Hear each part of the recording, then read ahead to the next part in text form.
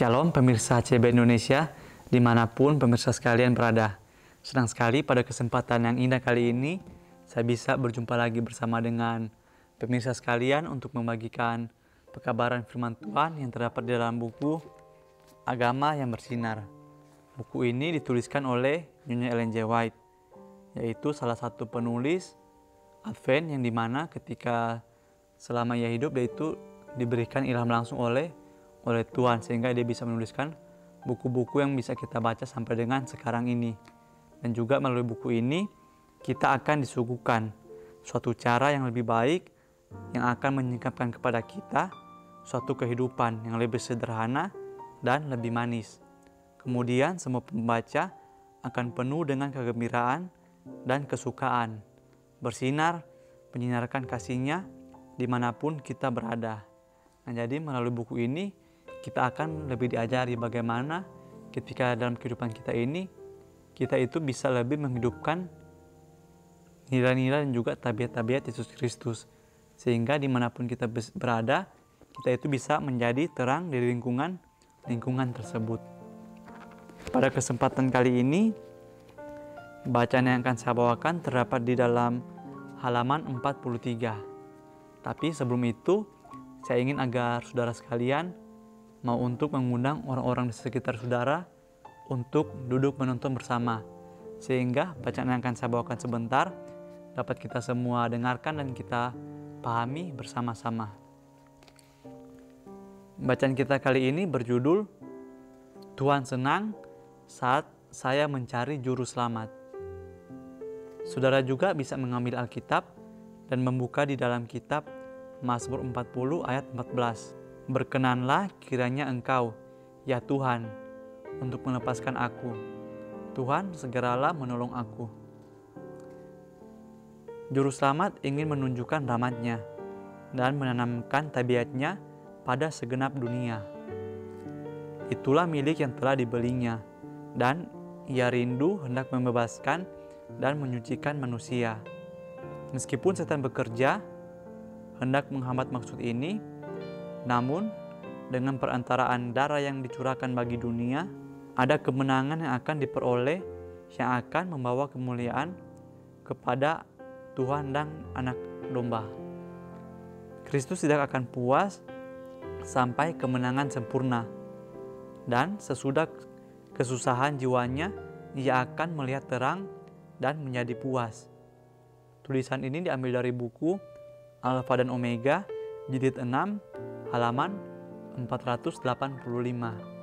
Nah, jadi pada kesempatan kali ini firman Tuhan itu mengingatkan kembali kepada kita semua bahwa Tuhan itu akan merasa senang ketika kita itu orang-orang yang mungkin telah berjalan di jalan yang salah atau jalan yang tidak sesuai dengan kehendak Tuhan, tetapi ketika kita memilih untuk kembali di jalan yang benar, mencari juru selamat kita, maka Tuhan itu akan menjadi senang, dan juga si isi surgawi itu akan merasa senang karena ada satu jiwa yang bertobat. Juru selamat ingin menunjukkan rahmat-Nya dan menanamkan tabiat-Nya pada segenap dunia. Nah, itu benar sekali. Bagaimana ketika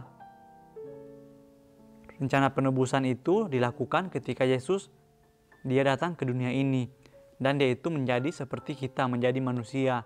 Tapi ketika Dia menjadi manusia, Dia tidak memilih untuk menjadi manusia yang mungkin memiliki status sosial yang tinggi, tapi Dia memilih untuk menjadi manusia yang sangat rendah. Mungkin kalau zaman sekarang kita bisa melihat Yesus itu adalah orang yang tidak memiliki apa-apa selama masa hidupnya. Dia itu hanyalah seorang pengembara yang terus berjalan berpindah-pindah tempat membagikan pekabaran Bapaknya yang di surga. Sehingga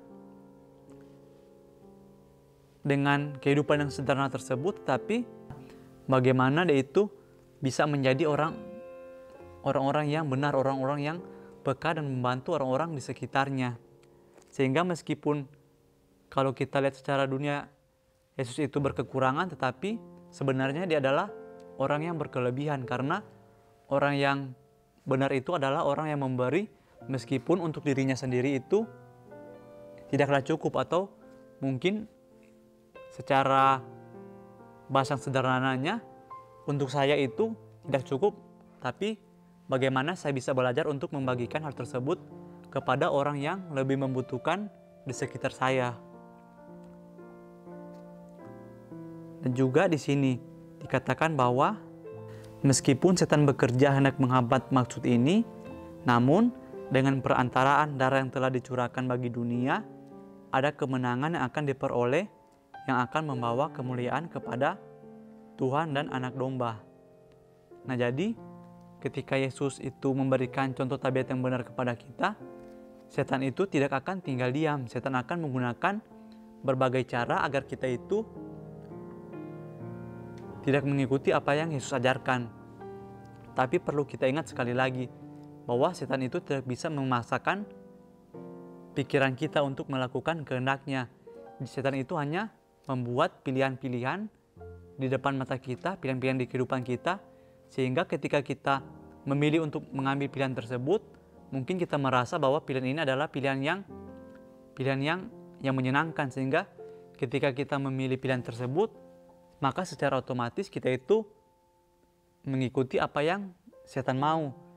Dan tanpa kita sadari, ternyata ketika kita mengikuti pilihan tersebut, kita itu telah jauh daripada juru selamat kita.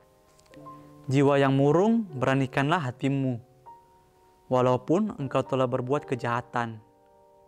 Jangan mengira bahwa mungkin Tuhan akan mengampuni pelanggaran-pelanggaran dan mengizinkan engkau datang ke hadirat-Nya. Tuhan telah berusaha lebih dulu, sedang engkau mendurhaka terhadap Dia. Ia pergi mencari engkau. Dengan hati seperti seorang gembala, ia meninggalkan 99 dan pergi ke padang belantara untuk mencari jiwa yang hilang.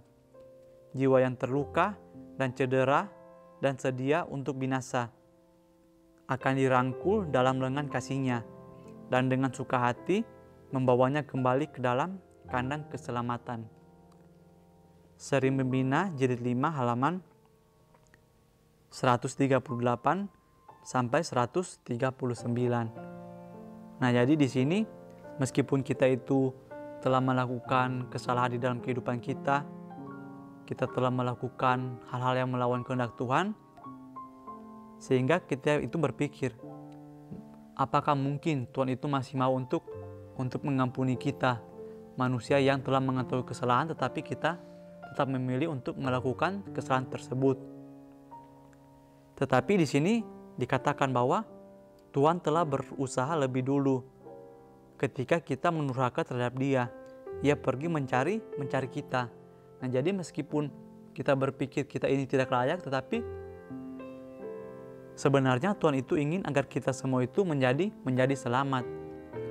Sehingga ketika kita melakukan kesalahan, marilah kita itu untuk mau untuk memperbaiki kehidupan kita, mau untuk bertobat, sehingga bukan hanya Tuhan saja mencari kita, tetapi kita itu juga harus datang kepadanya, harus datang untuk memohon pengampunan kepadanya, sehingga ketika kita melakukan hal tersebut, maka saya yakin dan percaya kita itu bisa menjadi manusia yang lebih baik lagi setiap harinya. Di sini juga sangat bagus sekali dikatakan bahwa dengan hati seperti seorang gembala, Tuhan meninggalkan 99 domba tersebut dan pergi untuk mencari domba yang hilang. Nah, jadi bagaimana meskipun kita berpikir kita ini telah jauh daripadanya, tetapi di sini ada perumpamaan yang sangat baik dan sangat bagus. Bagaimana gembala tersebut dia memilih untuk meninggalkan 99 domba itu di dalam kandang dan pergi untuk mencari satu domba yang tersesat, yaitu adalah kita umat-umat yang telah jauh daripadanya. Jiwa yang terluka dan cedera dan sedia untuk binasa akan dirangkul dalam lengan kasih-Nya, dan dengan suka hati membawanya kembali ke dalam kandang keselamatan. Nah, jadi ini merupakan suatu janji yang begitu indah untuk kita semua. Apabila kita merasa kita ini telah begitu jauh daripada Tuhan, tetapi apabila di dalam hati kecil kita itu kita ingin bertobat, ingin memperbaiki kehidupan kita, maka Tuhan itu akan meninggalkan 99 domba tersebut dan akan mencari kita satu domba yang telah hilang. Sehingga melalui bacaan kita kali ini yang berjudul Tuhan senang saat saya mencari juru selamat, maka marilah kita itu sungguh-sungguh untuk mencari juru selamat kita. Seperti halnya domba itu, marilah kita itu menyerahkan kehidupan kita ke dalam tangan Tuhan, yaitu adalah gembala yang benar, yang akan menuntun kita menjadi pribadi yang lebih baik lagi di dalam kehidupan kita di masyarakat sekarang ini. Mungkin ini saja yang bisa saya sampaikan kali ini. Kiranya melalui pembahasan kali ini kita bisa lebih lagi untuk lebih giat mempelajari firman Tuhan dan lebih giat lagi untuk membantu orang-orang yang berkesusahan di sekitar kita. Sampai bertemu lagi di pembahasan berikutnya. Saya bawa dalam nama Tuhan Yesus. Terima kasih. Amin.